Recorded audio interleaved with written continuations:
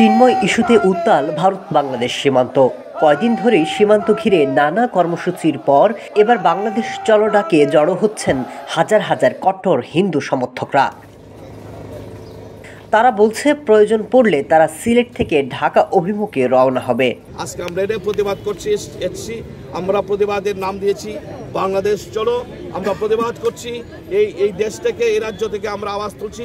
অবিলম্বে তত্ত্বাবধায়ক সরকার যিনি মোহাম্মদ ইউনূস যিনি আছেন, শান্তির ফিরৌল্লাহ বলে নিজেকে দাবি করেন, অবিলম্বে বাংলাদেশে আমাদের সনাতনী হিন্দু সহ সংখ্যালঘু সমস্ত জাতি সম্প্রদায়ের ওপর। দীর্ঘদিন ধরে বাংলাদেশ ভারত সম্পর্ক নিয়ে রাজনীতিতে মেতেছে ভারতের নরেন্দ্র মোদী সরকার। বিশেষ করে ত্রিপুরা, আসাম, মেঘালয় বাঙালিদের হঠাতেই তাদের চলছে নানা ষড়যন্ত্র।